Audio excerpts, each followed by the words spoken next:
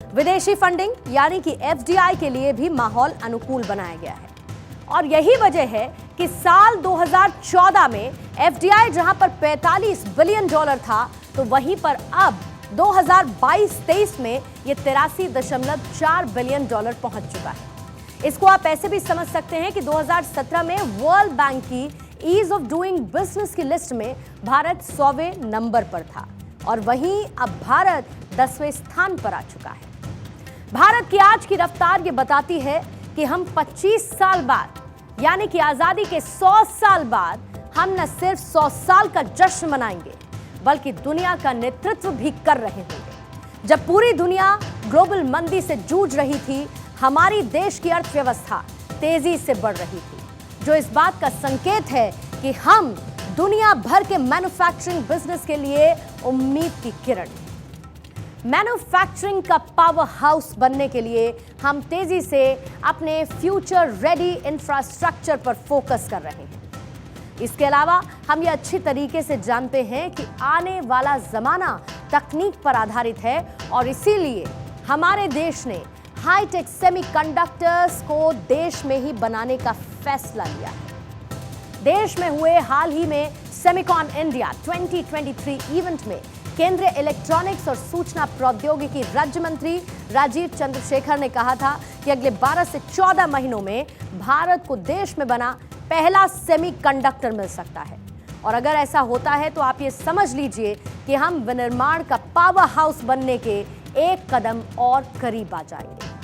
मंत्री ने 76,000 करोड़ दिए हैं दिसंबर 2021 में और उसका इस पैसे का प्रावधान उन्होंने इसीलिए किया कि भारत एक सेमीकंडक्टर नेशन बने और वो 76,000 करोड़ देश में मैन्युफैक्चरिंग कैपेसिटी लाने के लिए, पैकेजिंग कैपेसिटी लाने के लिए, हमारे स्टार्टअप्स डिज़ाइन के दुनिया में आगे बढ़े उसके लिए।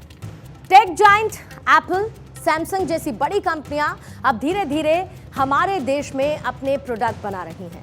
बीते 18 अप्रैल की मुंबई की वो तस्वीर आपको जरूर याद होगी जब एप्पल के सीईओ टिम कुक ने भारत में एप्पल का पहला स्टोर खोला था। तमिलनाडु में एप्पल ने असेंबलिंग यूनिट भी खोली है जो कि फॉक्सकॉन में एप्पल डिवाइसेस को असेंबल करती है। ऐसे में सवाल ये उठता है कि ये बड़े टेक जायंट चीन से भारत में शिफ्ट क्यों हो रहे हैं। भारत में आईफोन का रेवेन्यू साल 2021-22 में 45% बढ़ा है, 33,831 करोड़ रुपए बढ़ा है 2021-22 में। प्रॉफिट भी बीते साल में 3% बढ़ा है। 2022 के लास्ट क्वार्टर में भारत ने 2 मिलियन आईफोन बेचे थे और इन सब को देखकर टिम कुक ने भी कहा था कि भारत में हम बहुत तेजी के साथ आगे बढ़ रहे हैं, हम आगे भी ऐसे ही बढ़ते रहेंगे। सिर्फ टेक जायंट्स ही नहीं बल्कि दुनिया की सबसे बड़ी ऑटोमोबाइल कंपनियों की भी यही कहानी है।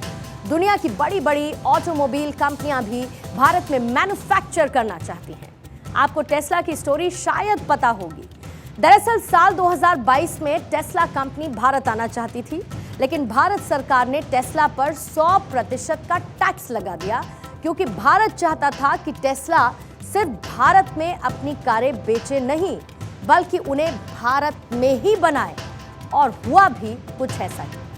2023 में पीएम मोदी और टेस्ला के ओनर एलॉन मस्क की मुलाकात के बाद जहां पर एलॉन मस्क ने कहा कि अब जल्द ही टेस्ला अपनी कार्स भारत में बनाएगी। मतलब ये कि टेस्ला भारत में ही फैक्ट्री लगाएगी। टेस्ला भारत में अपनी कारों को 25% कम दामों में बेच सकेगी।